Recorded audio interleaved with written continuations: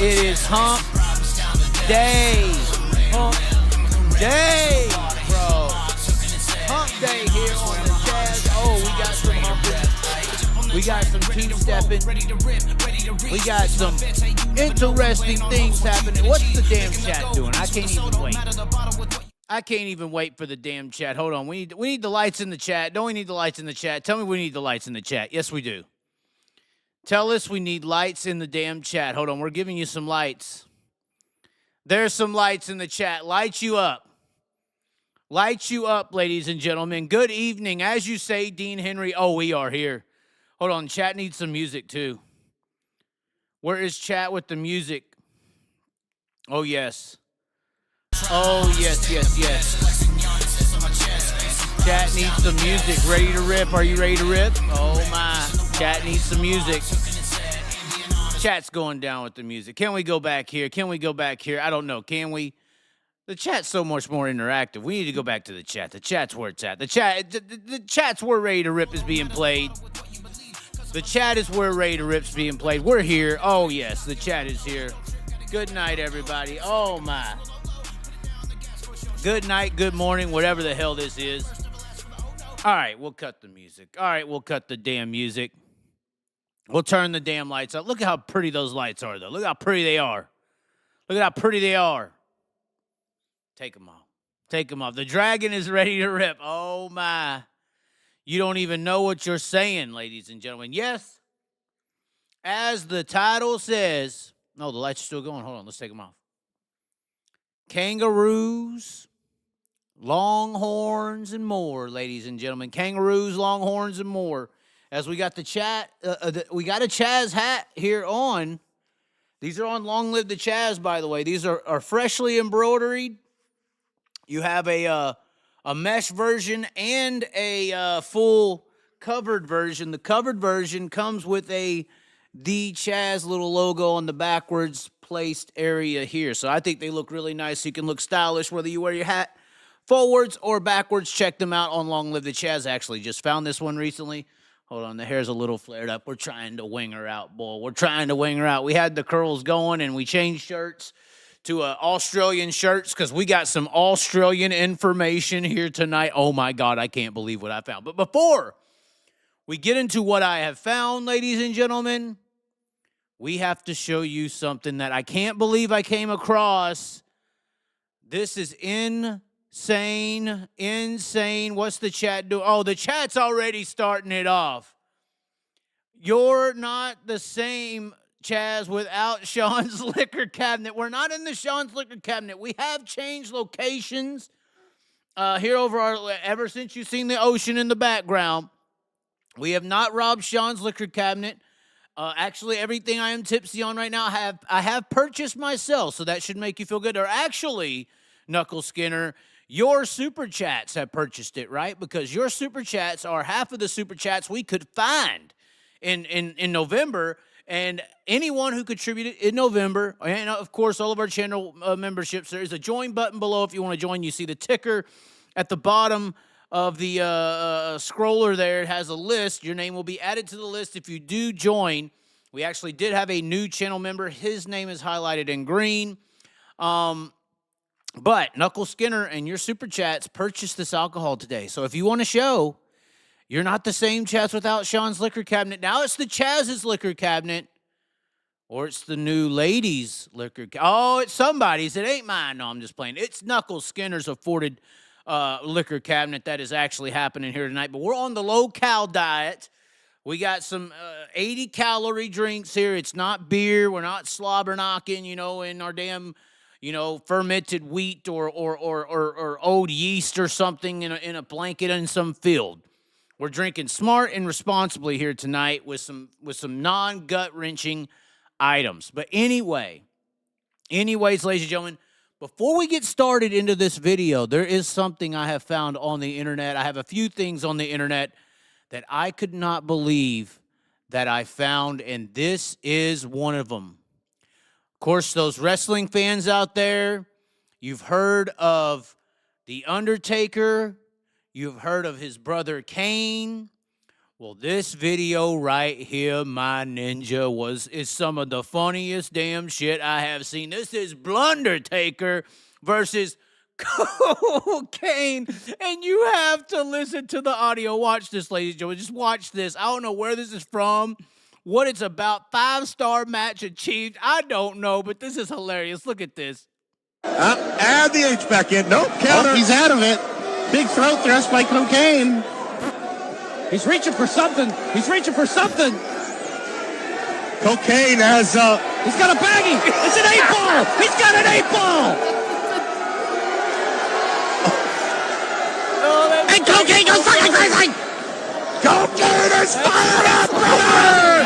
Coke slam to the depths of hell! Cocaine's a hell of a drug. Oh my God. Look at the elbow on fire. There's an elbow on fire. Add the H back in. Nope, counter. Oh, he's out of it. Look at this. Big Look throat at thrust by this. Cocaine.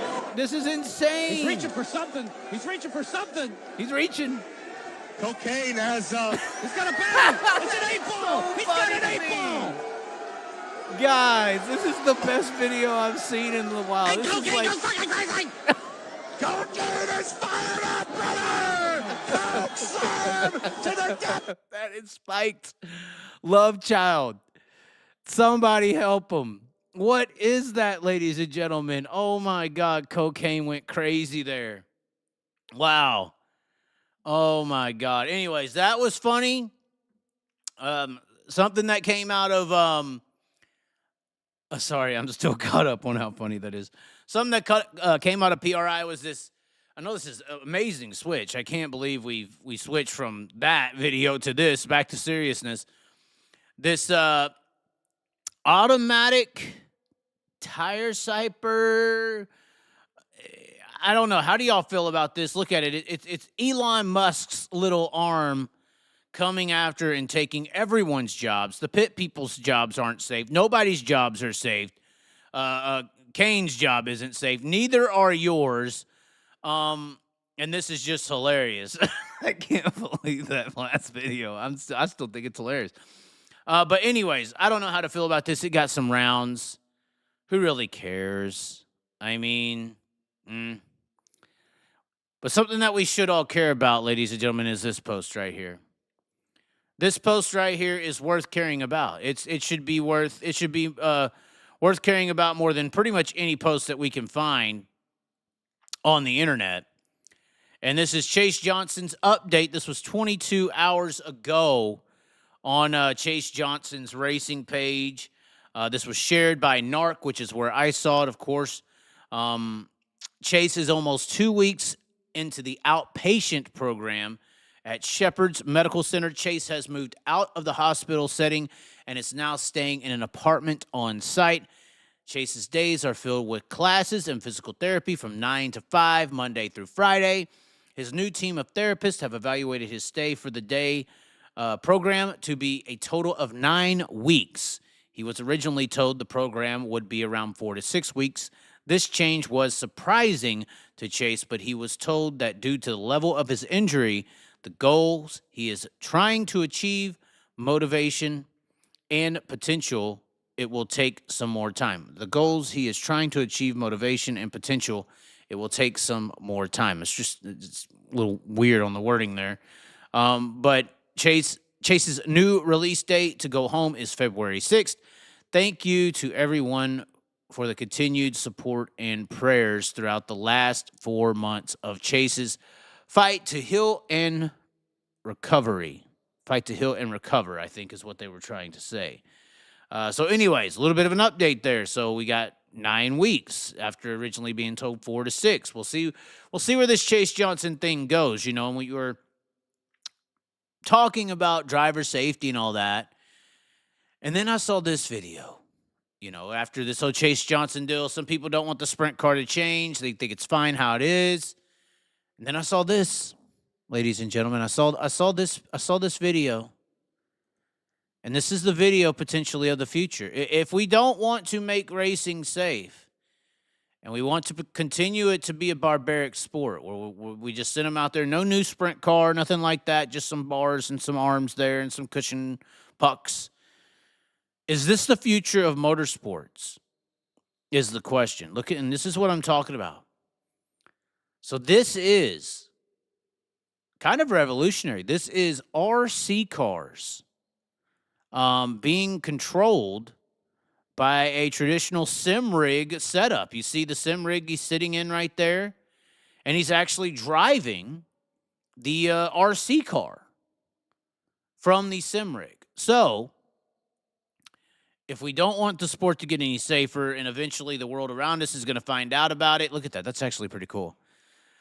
The world around us is going to find out about it and find out how barbaric it is and set rules and regulations to basically make the sport not exist anymore. Is this going to be the future of motorsports, technically? To where this situation here, you could have 60 guys lined up racing a car on the track, or 30 guys lined up, or NASCAR would have 35 or whatever they are or whatever. I'm just saying you'd have real cars on the track like these RC cars, but you would have the people driving the cars not even be in them for safety purposes, to make sure everybody's safe, plush leather pillows, nobody can get hurt. If we put real cars on the track that are just controlled by people sitting in a simulator somewhere. So I think that is potentially the future. If we want to continue down the barbarians, eventually we will be caught, and this may be our only option to keep our drivers safe, is to have everybody driving real race cars on the track from a simulator on a wireless network. How cool would this be, guys? Are y'all looking forward to this? You don't want a next-gen sprint car, just keep breaking backs. You think your little bars around your tubes are going to save everybody's life? I'm just curious. How many people think, is this worth watching? I shared this to my page, by the way. And when I shared it, I said, let me get the answers over here. I shared it on my page. I said, lots of people speculate this will be the future of motorsports due to safety. Would you still watch if these were full-scale cars? How would you not watch? How would you care?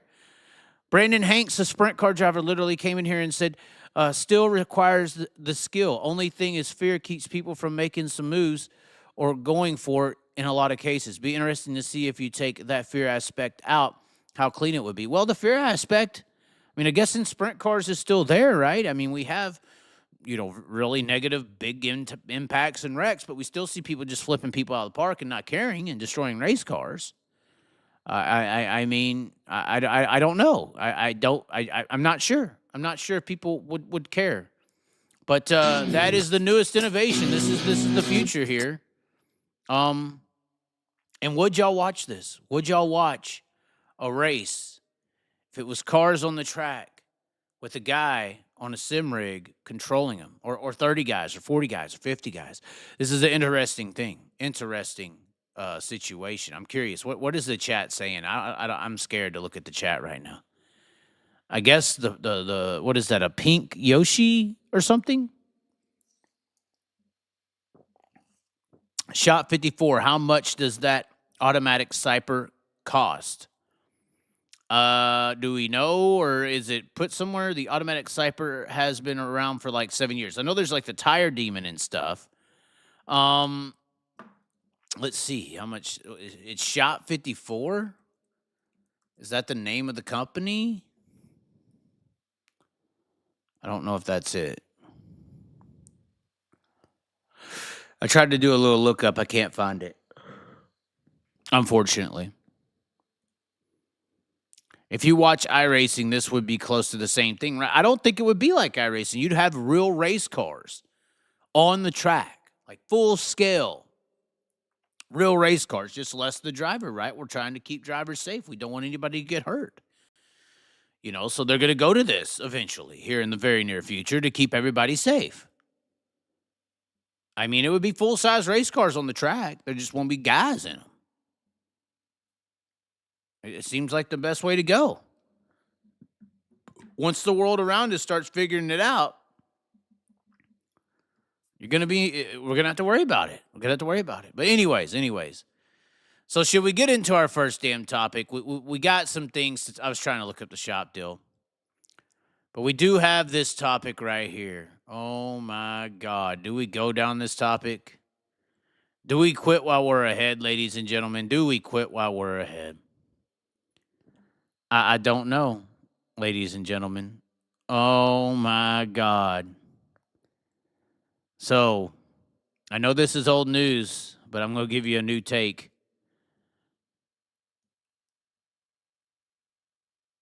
Carson Macedo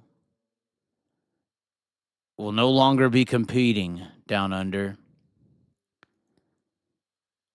due to an injury.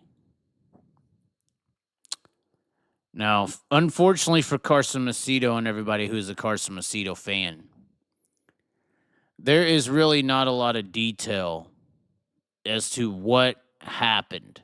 I've even seen people say leg injury. I've seen people say arm injury. Ladies and gentlemen, obviously we had we have our Australian shirt on. We went to Australia. We spent significant time over there with the slums of the Australian scene. We didn't hang out with the rich elitists. We hung out with the regular people of Australia. You only really hear about the rich elitists of that area. You don't really get to hear about the regular drivers and regular people. And I guess some people will call them field fillers, but the field fillers be whooping some elitist ass. Tried to point them out. But we have heard a story. I can't believe it. We've heard a story that there was an altercation with Carson Macedo and a potentially, I don't know if this is true. These Australians be fucking with us a lot. This is probably their greatest. The person who told me this and has me convinced that this actually happened is probably laughing his ass off as I'm saying this, because he can't believe that I actually took what he said in his sold story and believed it. And for comedy purposes, I'm going to run with it because this is hilarious if it did actually happen. But apparently, what happened to Carson Macedo was an altercation with a kangaroo. Now, look, obviously, you look at this post here. He looks very sad. He looks like he just lost a fight to a kangaroo.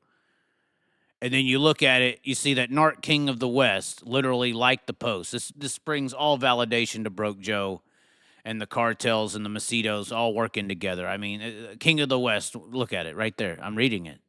Liked his post. If there is some validity to this kangaroo attack situation,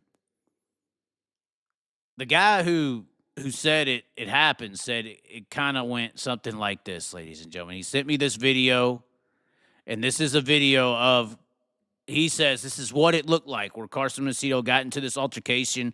Apparently, was riding some kind of dirt bikes, went to go mess with one of them, and he said it kind of went like this, man. He said it kind of went like the kangaroo is up there, Macedo threw a punch, and he said in this video the guy runs away, but in the altercation in real life with Carson Macedo and this kangaroo, once Carson went to run away, the kangaroo came and got him. And damaged his body. Now, whether this kangaroo actually did this, whether Carson actually landed a punch on him, Aaron Reitzel, Wayne Johnson style, I don't know. I don't know if Carson threw the dirt bike at him, like the Reitzel move was. But apparently, when Macedo went to walk away, that damn kangaroo came a humping. And put it on him pretty hard. And that is the reason this is somewhat believable is for one, the source. For one, the source. And I'm laughing because I'm right here. I'm like, I'm just picturing what happened. And for two, the reason a story like this might even grow, like people could be like, oh my God, Chaz figured it out, is because everybody's so fucking quiet as to what happened. We're not hearing anything. We're just hearing due to an injury. We're not hearing a leg injury. We're not hearing an arm injury. Everybody, I've heard leg and arm. I've heard both of them. We're not hearing he slipped off into the wrong kind of route and got flabbergasted. We're not hearing rock climbing incident. We ain't hearing snowboarding. We ain't hearing some damn, huntsman spider attacked them or something. One of those giant-ass spiders. I don't know. Apparently they're friendly, but they're big. We ain't hearing nothing. We ain't hearing nothing about a tiger snake came and got them. We ain't hearing a shark attack, a boogie board incident. We ain't hearing shit. And so if this story of Carson Macedo getting his ass whooped by a kangaroo actually becomes a believable story by me, obviously, I'm the first one, but by people watching, it's because of something that's a big issue with the sport, a lack of transparency. I don't know what happened. It has to be pretty fucking embarrassing for them not to tell us, which once again makes me think, well, maybe this fucking actually happened. But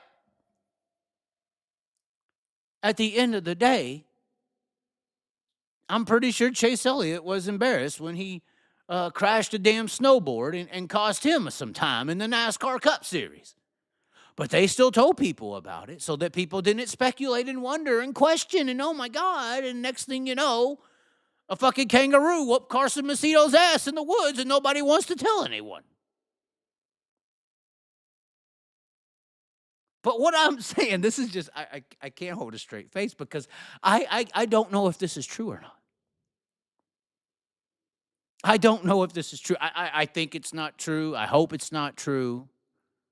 But the person telling me I mean, maybe he wants me to look like an idiot. We're friends enough. He would want me to look like an idiot. But why are they hiding it? Why aren't we getting like an actual, oh, he was jogging and tripped or something? It had to be pretty fucking embarrassing for nobody to want to know or tell anyone what happened. I'm just saying.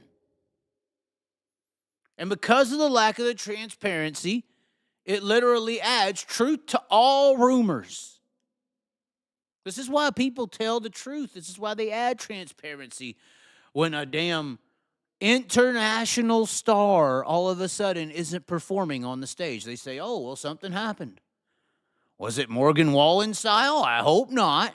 Or he just got so drunk he couldn't walk straight and did too many drugs and threw TVs out of a damn hotel room and had to get admitted to get his stomach pumped out from overdosing. Or, I don't think that's it. But hell, if something even that embarrassing happens to a major star, people hear about what actually fucking happened. Wow, the mystique. Ooh. Anyways, apparently, according to my source, who's probably laughing right now as I'm saying this, he's like, I can't believe he did this and said it. A damn kangaroo got Carson. I can't believe I'm saying that, but that's what I'm being told. That's what I'm being told. What is the chat reacting to this breaking news? I think this is breaking news. If it's on the internet, it's true, right? True to all rumors. This is correct. Thank you. Thank you. You know exactly what I mean by this. If it's on the internet, it's true. Sprint car drivers are usually small, so maybe they shouldn't fight kangaroos. Oh, Steve-a-roo Austin. I'll drink to that. You know how the kangaroos kick you hard? That's probably what happened to his knee. Exactly. That's why I'm believing this. Oh, my God. Hold on. That was the best chat ever. Oh, why is my chat messing up? What's going on here? Come on now. Don't mess up my chat. I look like the best chat ever.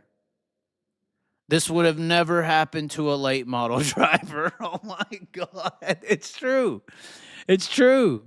Gravel said knee injury. Now we know. Now we know because Gravel said it. While he was talking to Chris Wyndham and Tyler Courtney, he said it. I don't know. We need to go back to that wrestling clip to figure out what's going on there. Ooh, rumors is true. Kangaroo is named Knuckle Skinner. That's true. That's funny. He must have run into him on his dirt bike, and the Roo wasn't having it like all the drivers do. Kangaroos are thugs of the outback. A kangaroo can actually kick and rip your nuts off. Wow. Well, that's not a knee injury, is it? But who knows? Who knows? Why, if it is a knee injury, why didn't they just say knee injury? Back to the issue here is the lack of transparency with an international superstar who all of a sudden had to cancel an injury. It's crazy. Cocaine with the Coke Slam. Dude, that was good. It was Brad Sweet in the kangaroo costume. Oh, that's the smallest kangaroo in the world. Brad Sweet, I mean, I don't know how to go forward with mentioning Brad Sweet. When y'all watch a Brad Sweet interview or him talking on camera, does he look believable? I'm just saying. It's not good. We need a new spokesman for High Limit. Somebody needs to hire somebody. Anyway, we do have some other things to talk about. We do have other things to talk about. One very serious topic. Oh, damn. The whole damn page is going crazy. One serious topic is Justin Grant and his racing plans. Justin Grant and his racing plans, obviously separating from RMS, a very legible team. We've had everybody on the show here. Dave Estep, we actually had him on here. I believe it was last year or the year before with the splitting with Timez. Always been a good friend of the show. Justin Grant opting to leave that team.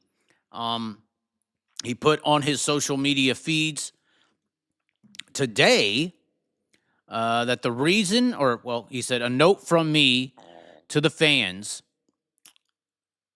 Hold on. I had to reload the chat. A note from me to the fans in regard to RMS and my midget plans and to RMS Racing. Thank you. After much consideration, I made the difficult decision to step away from RMS Racing and out of the number 2 midget. This is the famous number 2 NOS energy drink midget that we've seen Justin Grant in for several years now. This wasn't an easy decision. After 4 years together and 12 trips to USAC Victory Lane, including Crown Jewels BC 39, Turkey Night, and Hangtown 100, as well as 2 Chili Bowl prelim wins and a Race of Champions victory, it was hard to step away. I will forever be grateful to Dave and Matt Estep, Lacey Doyle, and Joe Cochran. I've tried to tell myself how to say that name all day. It hasn't worked. For the opportunity they gave me to compete at the highest level and for all the support they gave me. These people became my friends. While I'm not ready to announce my 2025 plans, I was presented an opportunity that I felt would give me my best chance at a USAC Midget Championship, and I took it. Because ultimately, that's the goal, and difficult decisions have to be made in pursuit of your goals. I wish RMS continued success, continued friendship, and hopefully one day we can do a little racing together again. So, interesting note here from Justin Grant to RMS to this is transparency to a degree from a very odd parting. Nobody sees this team as underfunded, as they need help to run up front in the financial department. People would consider RMS a top midget team. But there are some words in here, like because ultimately that's the goal and difficult decisions have to be made in pursuit of your goals. And I was presented an opportunity that I felt would give me my best chance at a USAC Midget Championship, and I took it. There's only so many options when you use words like that, and your current option was RMS.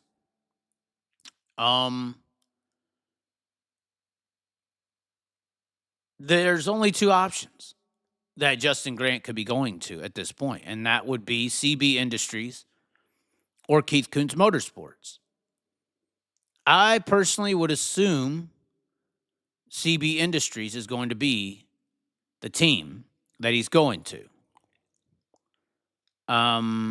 Not saying he's not a KKM guy, but I don't know, full-time KKM seems to be about developmental drivers and all that. They don't really have like a lead teaching driver, I guess you could call it, or say it in that aspect. CB Industries who wouldn't be open to having Justin Grant on your team? I mean, this is possibly, I always say it, there's plenty of Kyle Larsons out there that didn't get Kyle Larson opportunity. Well, as a kid growing up in outlaw carts in Northern California, Justin Grant was literally the kryptonite to Kyle Larson. Like, literally. Toe for toe, or toe-to-toe with Kyle Larson, Justin Grant was just as good as Kyle. Didn't obviously go down the same path, but Justin Grant has found a path to success. So, regardless if it's on a NASCAR level or not, Justin Grant has Kyle Larson's style ability. And if I'm CB Industries or KKM and you're trying to win a USAC National Midget Championship, which it seems like was the proposed agreement here by whoever this opportunity was presented by, there's no reason to not go with Justin Grant if that's your goal, is to win the championship. It seems like the unfortunate truth, and has been the truth for USAC midget racing over the last 15 years, or 10 years, solid 10 for sure, since 2014, their goals have been to rent out midgets full-time for as much money as you can, and that's been the most important thing. Now, people can say, well, we're trying to find good talent while they're renting the money. Okay, but you've probably turned down better talent because somebody else had better money. So at that point, once you even start down that road, your concern is not winning the championships.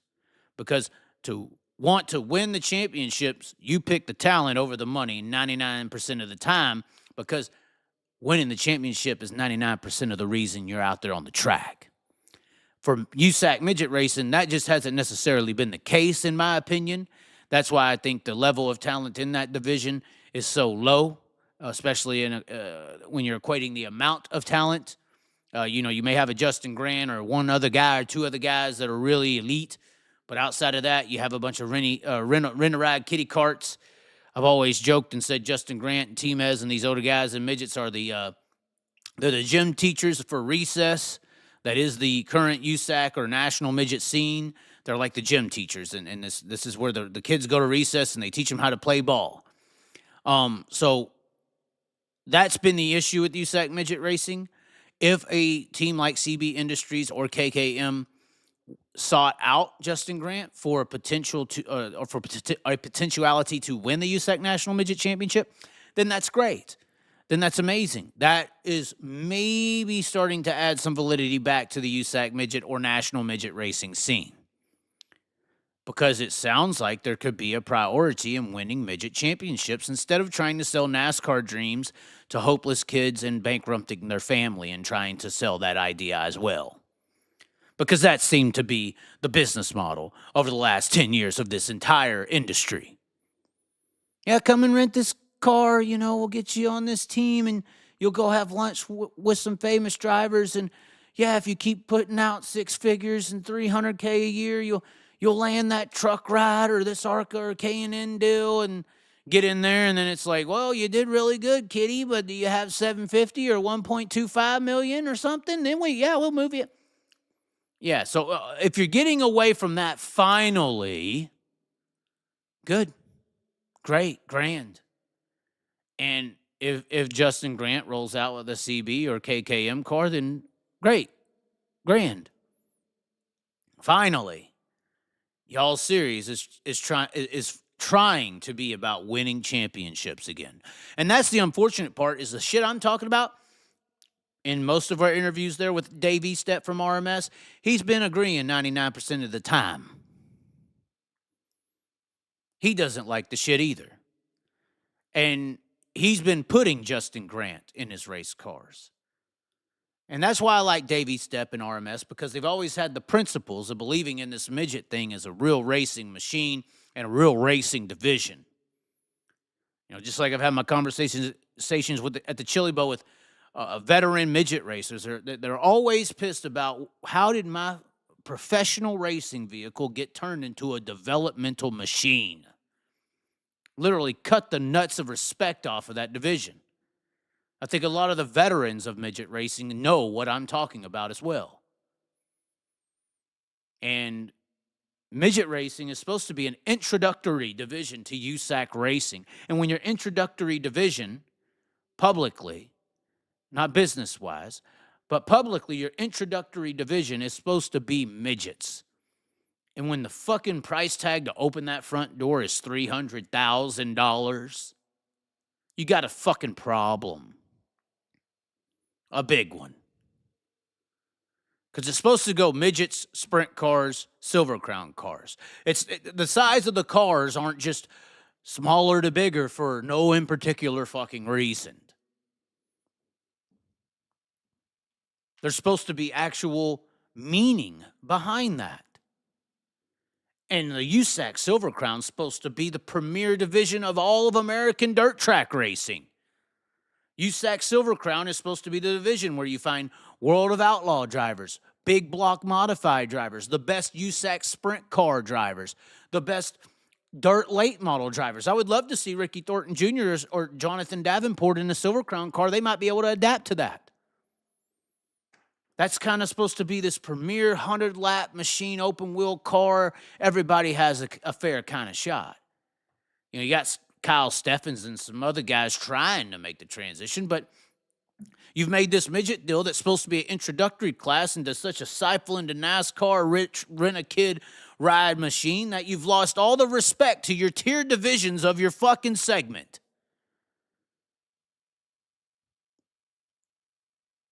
Silver Crown, the original kings of dirt, has had their nuts chopped off their body.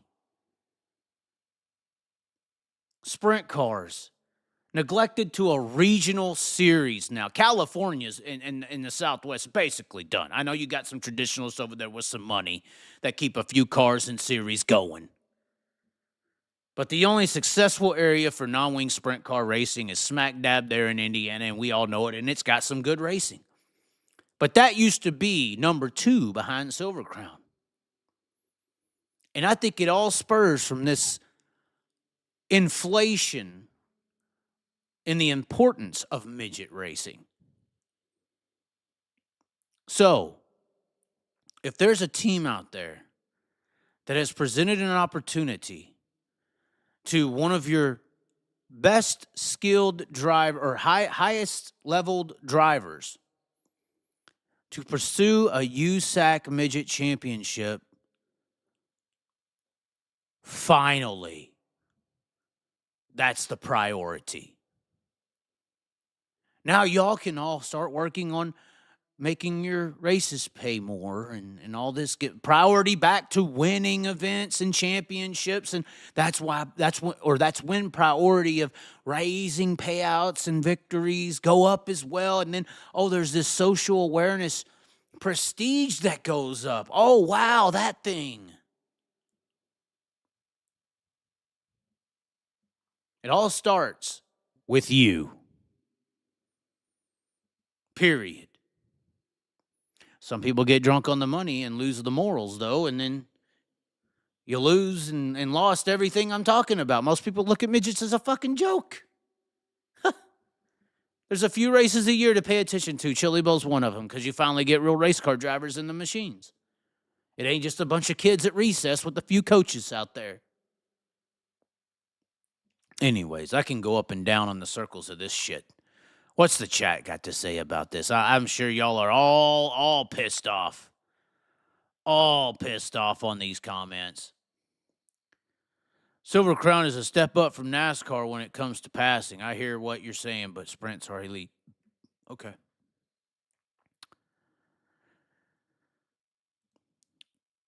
Chaz promoted Australian dirt racing a lot, yet he doesn't get paid for it. Strange. Yeah, it's true. It's unfortunate, but you don't go with Justin Grant because he flips after the checkered flag. That's messed up. Love the show. Watching from Brisbane, Australia. Good. JG kind of had a down year from what I watched of USAC midgets this year. I mean, you could blame teams. I don't think the team's the one to blame. He wants to do it and make a switch. That's fine. I'm just glad if one of these elitist-based teams are after an actual championship, that's a win for USAC racing. That's how I would take that away. We have just a few more topics, and then we'll get into the chat full swing. Next topic, we do have a little bit. We have two more topics. One of them you may get mad because it has to do with NASCAR and you people of the dirt track community. Yes, it has to do with a person of diverse background. We're talking about NASCAR, Michael Jordan. Oh, God, look. Oh, God. It ain't the crying meme. It ain't the crying meme. But he has won, ladies and gentlemen. He has won this situation in NASCAR has changed. This was posted 6 hours ago. 2311 Racing and Front Row Motorsports will be allowed to run as chartered teams in 2025 after a judge issued a preliminary injunction Wednesday in their lawsuit against NASCAR. So they came in here, said NASCAR's a charter or a monopoly. This isn't fair. It's fucked up. They have no competitors. Screw them. We're suing because, we don't like it. The ruling will also allow for the transfer of Stewart-Haas Racing charters to the teams. So basically, there was this war in NASCAR after Michael Jordan and them went after them. They were trying to get kind of like a pass. We want our charter benefits for 2025, even though we're suing you. We want the similar style treatment as everybody else. We just want some of y'all's bullshit to be fixed. NASCAR was like, fuck you. You're coming and suing us. You don't deserve shit. And basically a judge stepped in and said, nope, y'all are going to have to basically treat them as a chartered team going into next year. So this is a big win.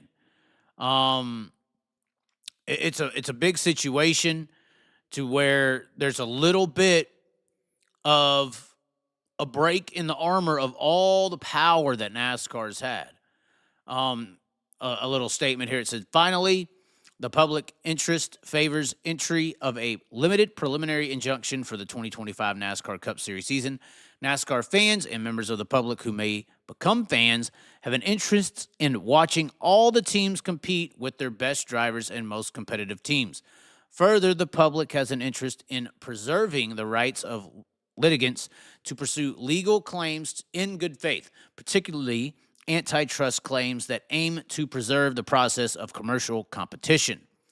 Now, here is the problem with this whole entire situation.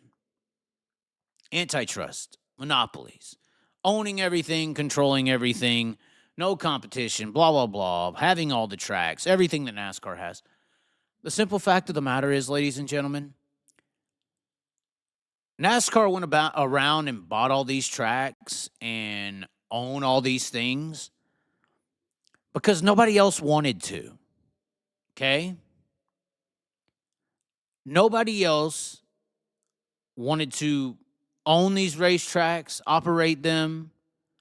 They weren't making a lot of money.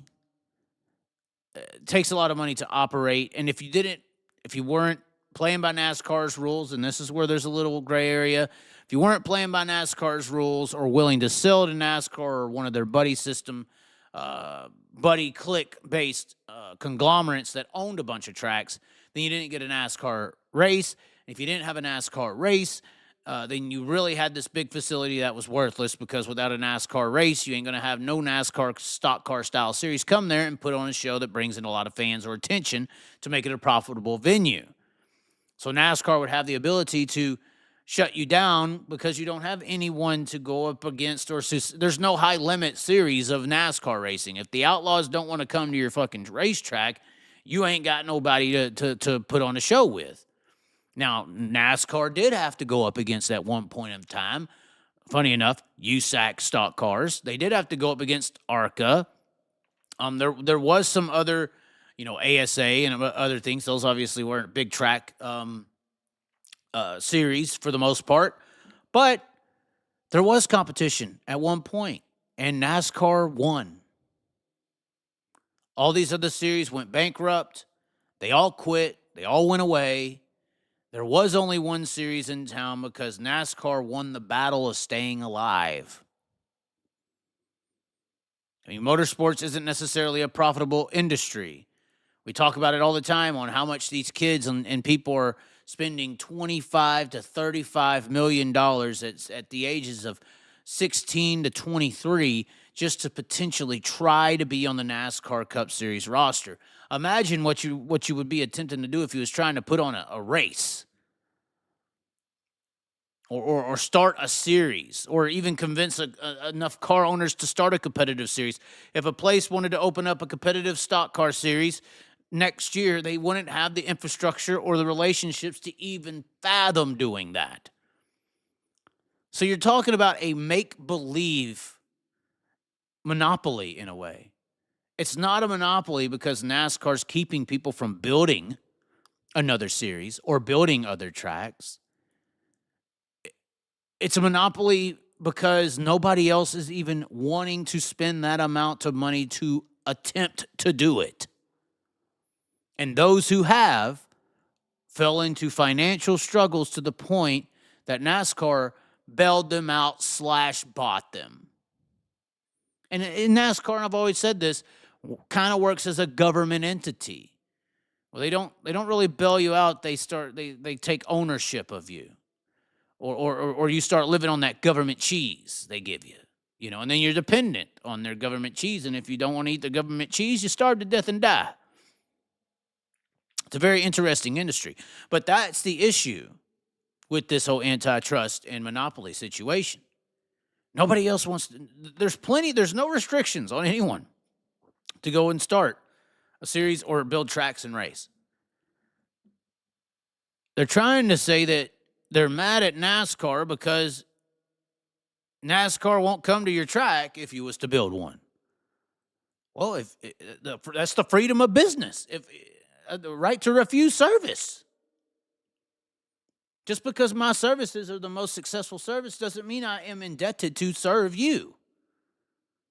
So I don't know where this is all going. It's a great show. It's really entertaining. It makes a lot of sense because, NASCAR just does own everything and push and bully everyone around. And there are agreements with their race teams and owning tracks. So the splits and the contracts and the charter system where tracks get this amount of money, NASCAR gets this little amount of money, teams get this little amount of money. You're really double dipping because NASCAR has a lot of ties in with the racetracks. And then now NASCAR owns a lot of the broadcast companies that are being subcontracted to pay or be paid to produce a NASCAR broadcast. So now they're like triple dipping into this revenue system. Sounds like Flow. But Flow don't own any racetracks yet, I think. But if for instance, if Flow was to own 80% of the racetracks that High Limit went to, and then High Limit's with this new charter system, like, hey, we're going to give the teams 10%, we're going to give Flow 10% or 20%, or say we're giving the teams 20%, Flow's going to get 10%, and then the track's going to get 70%. But if Flow owned all the fucking racetracks, you ain't just getting 10% Flow. You're getting fucking 80%. And so that's kind of what's happening here. And that's kind of the issue here with the relationships and close ties. NASCAR don't own the tracks, but the buddy system, or they don't own all the tracks, but the buddy system in this situation is so close. It's unbelievable. The connections of buddy systems, the Illuminati feel of this society group-based situation in NASCAR is so scary, so scary. But once again, the antitrust, the monopoly, there is no restriction. There's just nobody else can do it better than them, and nobody wants to spend the amount of money that NASCAR has spent over the years to get to where they are today. And technically, with the amount of investment and money and time and effort that NASCAR's put into it, they kind of deserve to own and operate and control a segment of motorsports. My advice to Michael Jordan and all these people, if you want to take NASCAR over, just get into this dirt track thing that would cost like a fifth of the percentage of a 10% to operate or be involved in asphalt racing. Give us some marketing over here, and in 5 years, we would destroy NASCAR. NASCAR would be the new IndyCar in the 90s. We'd be NASCAR in the 90s. We'd take the whole fucking thing over. NASCAR would be a thing of the past. Just a potential, a complete thing of the past. Final subject here, and then we'll get into the chat. The test video's out. The story is out. The secret is out. Hudson O'Neal confirmed to be testing. Oh God, that's a woman. I'm sorry. That's the Holly Lemaster car. I was going to talk about this. Danny Bukafuska or something like that got this sponsorship. Yes, an OnlyFans model is sponsoring a car in Tulsa, Oklahoma for the Tulsa shootout. Holly Lemaster. I suggested different ways to use this QR code, but they decided to go this route. Do not scan the QR code. I don't suggest it. Absolutely disgusting. I can't believe it. Absolutely horrible. Go check it out on Danny Bukafuska. Buccafuska. Fu. Interesting letters. But no, there was another subject. Oh, we'll do a little quick pop over. Apparently, Portsmouth Raceway is shutting down for 2025. This says that they're done ceasing operations, but they did say just for 2025. Regardless, unfortunate news. I hadn't got to go to that track. Was trying to, didn't get to. But this is the final topic. Everybody was speculating, thinking that Hudson O'Neal was going to be going to a rocket next year, I guess was the circuits going around. But on Jacqueline Rumley's Twitter or X, she put out a X. We're calling these X's now. She didn't put out a tweet. A tweet is from Twitter. She put out an X on X. So she put in her X here a picture of Hudson O'Neal and Brandon Overton in the pitting area. So halfway or pretty much 100% confirming that SSI and Hudson O'Neal are going to be staying with Longhorn. And we actually did get some video here from Ocala. And this is, we'll try to get you a bigger video up here on the screen. Hold on. Hudson O'Neal and Brandon Overton taking laps. And Brandon Overton is actually looking pretty strong here. Look how smooth that car is versus Hudson. They may be testing, so they're trying stuff. But watch this car just doesn't look smooth in the corners. Look at it. Yeah, you see it just kind of. But obviously, Overton's a way better driver than Hudson O'Neal. But look, just looks way better. Look, just one more time. This car just hops all over the track, missing the line. That's Huddy for you. Ricky Thornton was in that car.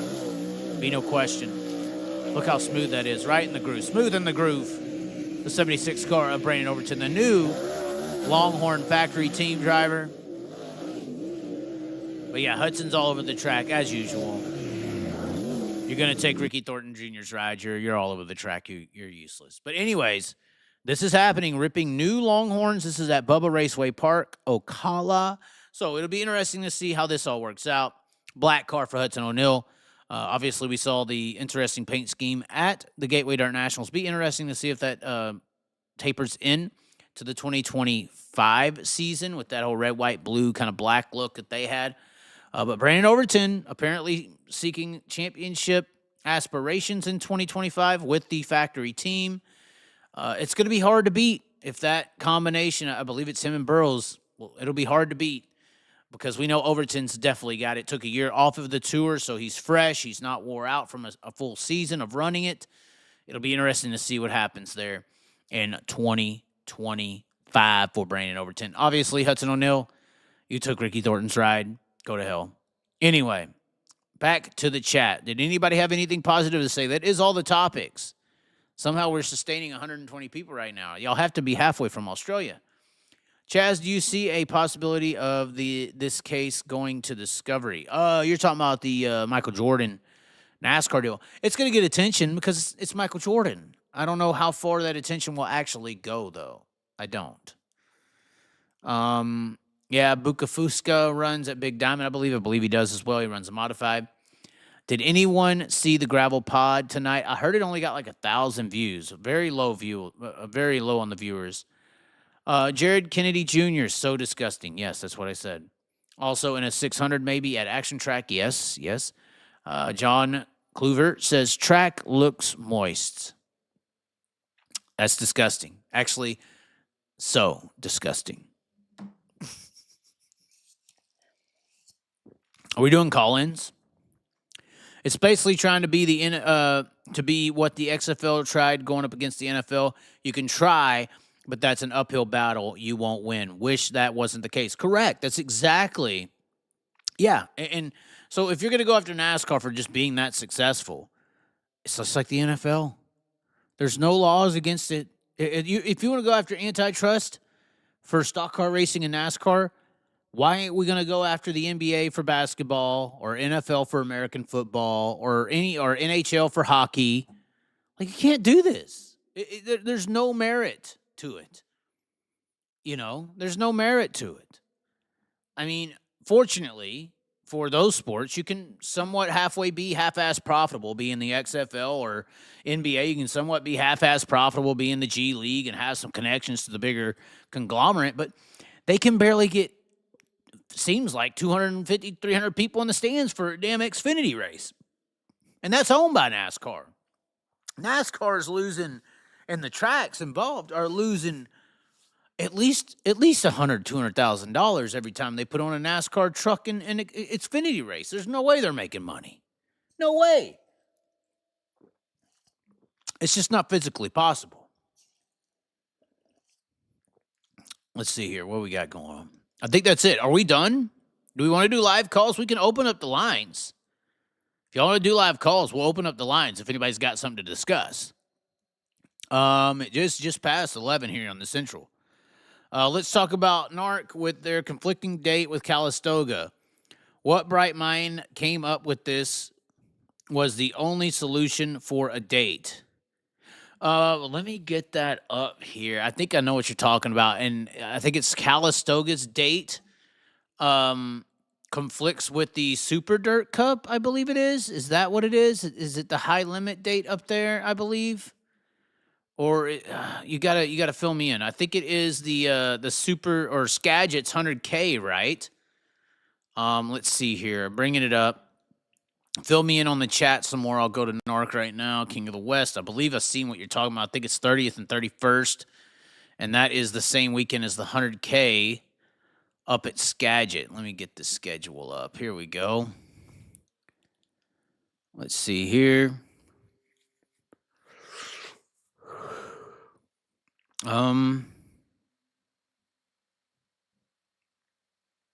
Yes. Louis Vermeil. Let's see here. Do you have a new pad? Potentially, we'll see. I call posts from excerpts. That's funny. So what he is talking about, where has Spike been? Probably somewhere with, I mean, we showed you the wrestling video earlier. Yeah, so what he's talking about is this August 31st date. So this is the 2025 NARC schedule. Well, August 30th and 31st, night 1 and 2, the return to Calistoga. I believe High Limit's going to do a TB, or here's what I think, because they got a TBA, I thought. Don't they have a TBA? Or no, not anymore. I thought High Limit had a TBA, guys. What's going on here? Hold on. I guess not. Oh, yeah, there it is. TBD. Yeah, so High Limit has a TBD August 15th after Tulare. It's a Friday before Placerville. And me and a lot of people believe that August 15th TBD is going to be Calistoga. Obviously, it's not set in stone. Obviously, they probably could have made that a date. And this is leading up. So they start the West Coast swing August 14th. All the way up until August 30th, they race 1, 2, 3, 4, 5, 6, 7, 8, 9, 10, 11 times in, 16 days. 11 race dates in 16 days. And unfortunately, like you are saying, they did put Calistoga on the 30th and the 31st, the Louis Vermeil Classic, one of the most beautiful racetracks in the country. I've actually had the pleasure to go there and watch racing at that event before it did close down or took a time off. Obviously, it's coming back. So that is unfortunate. I don't know who did that scheduling. I don't know why they would do that scheduling. But I do think that August 15th date still the week prior, or 2 weeks prior, I think that is going to end up being a high limit event. Now, obviously, that 31st date is a Sunday. So you could have some high limit racers come down, but I don't think you're going to have high limit racers come down for that because they got to get across the entire fucking country and go to Port Royal the next weekend. So that's one of the most grueling tracks in motorsports. I think sprint cars is probably in the whole entire motorsports industry, NASCAR, everybody included. Friday, Saturday, April 29th and 30th in Skagit, Burlington, Washington, which is right, freaking 30 minutes from the Pacific Ocean, all the way up there in Washington. And then you got to drive all the way to Port Royal in Pennsylvania by Thursday. So that's a hell of a trip for who's ever making it. But yeah, it is unfortunate they did that. I don't know if they wanted the California guys to have their own California race, but you could have had it on a different weekend, I think. That would have been a little nicer. Definitely would have been a little nicer. Let's see here. Take this off the screen. Back into the chat. Let's see if y'all responded to that. I have been watching for a long time, Chaz, and this show has come a long way. Great info and entertainment, great production. Sure, thank you. We've added a little bit of more spice to the situation. Hopefully you've added to the membership name list on the bottom. We got you a hat. This is that Chaz hat, the full enclosed Chaz hat with the front and the back. Here's how the front looks. Dual colored. I actually got them updated. They're actually pretty badass on the site. So go get some merch, wear some Chaz hats and stuff, or subscribing is just as big. Or joining the membership is a lot. Joining the membership is a lot.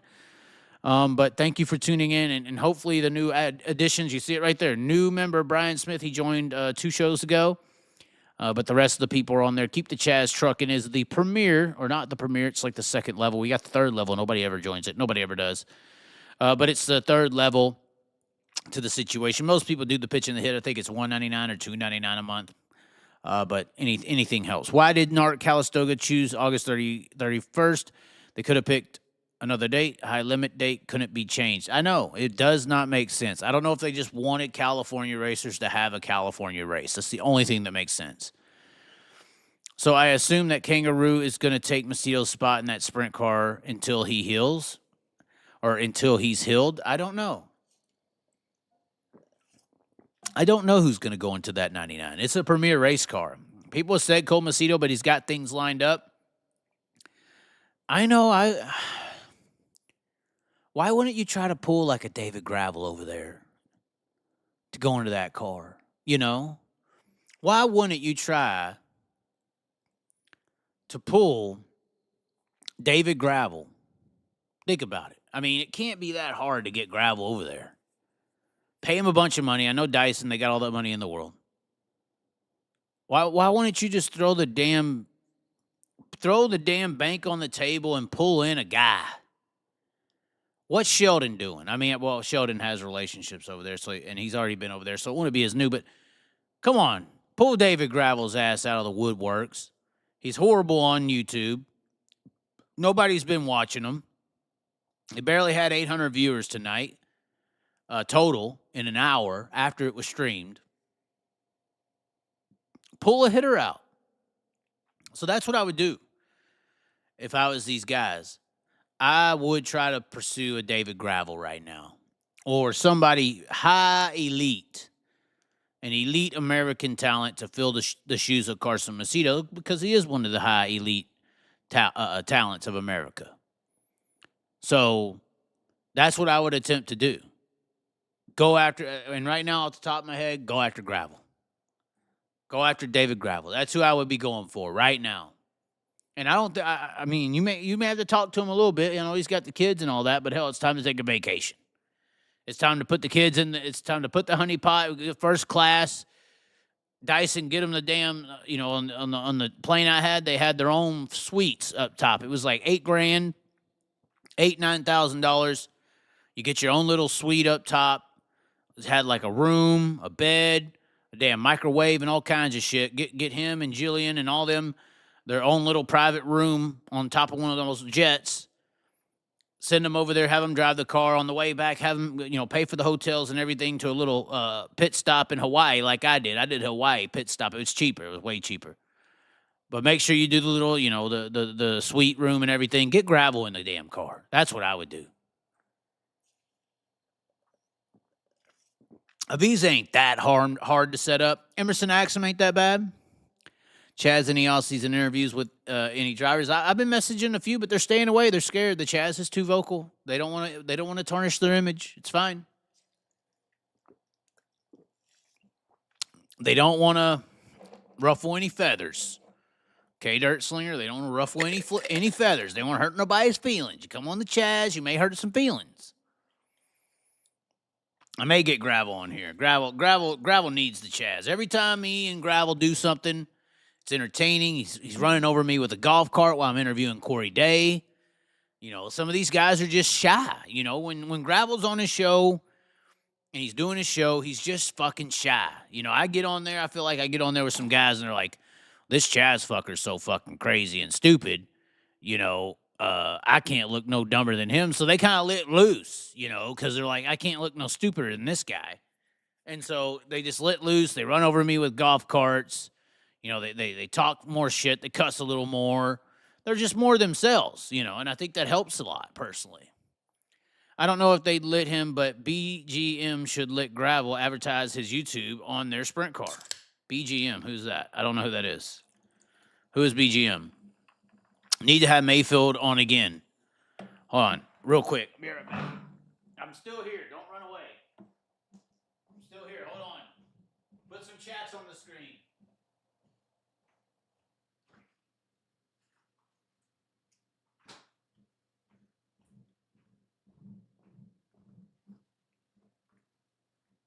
All right, we're back. Told you I wasn't going anywhere. Need to have Mayfield on here again. Maybe bring Jeremy Mayfield over there to drive the sprint car. I don't know. I just feel like you got to have a big name to replace him. I don't think Cole Macedo's a big enough name. See, if Justin Sanders, well, no. See, that's the Macedo. That's the politics. Big Game Motorsports, isn't that the team he drives for? Yes. Chaz, are you at the beach? No. No, I am on a vacation. I am on a vacation. This could be a permanent residence. I don't know. Open up your door. What do you mean? Somebody at the door? What kind of shit? You scaring me? What the hell?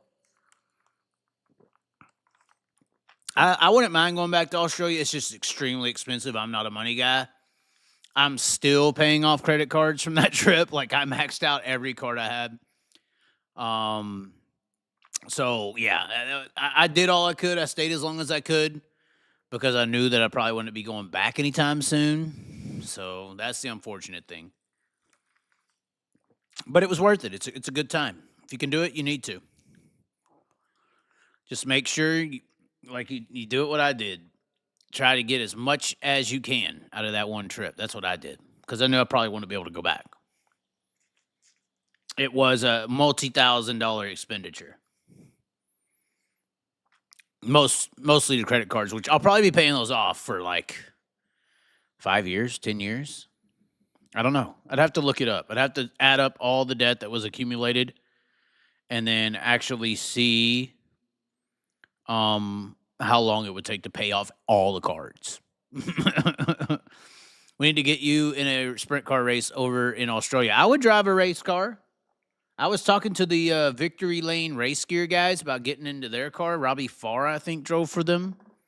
But I got to lose some weight, guys. I mean, I stepped on the scale the other day, and I'm like, whoa, we're about to, starve ourselves to death or just fucking, write a love letter to everybody and say, sorry, it's over. I mean, it wasn't that great. We got to start running laps, getting in the gym a little more, doing some boxing routines more. I think boxing's really good for cardio. So probably do some more of that. No more chats. All right, we can call it right there, ladies and gentlemen. We don't have to keep going. Just over an hour into the show. Carnivore diet, bro. I don't know, man. I've had better luck on going no meat diets. No meat diets have been better. Every time I try to go carnivore, I feel like I'm hungry or something. I could do it, though. I could do it. I don't know. The extra weight just adds for some more downforce. Not in a sprint car. You need to, I've only hot lapped a sprint car one time. I didn't feel like I got enough time to really judge what I could do or couldn't do, but I feel like you got to be ready when you get into race cars. You can't be out there huffing and a puffing. So, I had good cardio in race cars when I drove them, but that's 100 pounds ago. Literally at this point, 100 pounds. So, of course, I was 450 pounds my whole life until I was about 28 years old, and I took 2 years and lost a little over 240 pounds. So, Jeremy Elliott speaking at the EMPA, Eastern Motorsports Press Association Convention this year, earlier January. I may be putting together a workshop, by the way, with a few guys, a few people. Maybe even Broke Joe is involved, but we're going to be trying to put something together. Highly suggest people go listen to that Bitcoin video from the other day. It was pretty informative. Where are you at now? I am in Iowa, just not in Knoxville, Iowa. I know that Spike knows where I'm at, that dirty bastard, but we'll hopefully be able to give more detail with time to come. Maybe a new location, we will find out. We will know very soon. But we will be going back down there to Sean in Knoxville. Sean just said I couldn't keep drinking all of his drinks. Would Joe pick up if you call? I'm not calling Joe, guys. I'm not doing it. I'm not getting into some the chat just went away. Sign from God. Sign from God. Anyways, ladies and gentlemen, thanks for tuning in to the show. I hope y'all enjoyed it. Thanks, Knuckle Skinner, for paying the bills today. No, I'm just playing. Interesting. Was it a kangaroo attack with Carson Macedo? Will they bring in David Gravel? Will they? Will they? They got to bring somebody in. Donnie Shots, maybe? I don't know. Anyways, ladies and gentlemen, thanks for tuning in. Hopefully you enjoyed the show. If you did, click the join on the screen at the bottom, down here below the play and the volume up and all that crap. Little join button, click that. That's how you can get into the memberships here on the channel. And also you can tune into the tunes. Until next time, search the Chaz on all your music platforms. Maybe we'll play some of that Carson Macedo on the way out. Let's do that. Let's hear some Carson Macedo on the way out. Thanks for tuning in, ladies and gentlemen. We will catch you next time.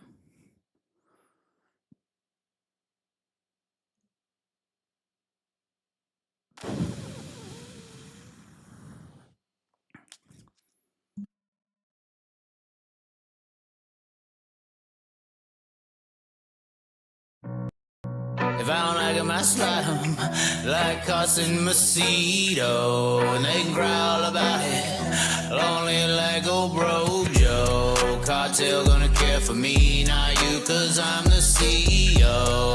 I'm here to fight, looking to sink with my torpedo. I'm just a lap car trying to survive, running in the back, fearing my life.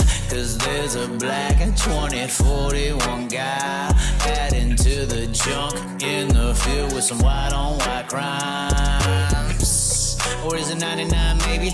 I don't give a damn, but the bank statements lately adding up through the junk that the crazy man's making. Reckon her, reckon him, non-binary maybe, who knows? If I don't like 'em, I slide 'em like Carson Macedo, and they growl about it, lonely like old bro Joe. Cartel gonna care for me, not you, 'cause I'm the CEO. I'm here to fight, looking to sink with my torpedoes. Carson Macedo. And I don't know where we go from here and what we think about it, but it seems to me you gotta be about it. Time for talk and speak comes across this week, especially when dotting I's and crossing T's. It seems to be what they all want and what they need. And then you'll go, oh no, just like them cars. Down he goes, and they get to finally feel like Carson Macedo. If I don't like 'em, I slide 'em like Carson Macedo, and they growl about it, lonely like old bro Joe. for me, not you, cause I'm the CEO. I'm here to fight, looking to sink with my torpedoes. Cause in Macedo.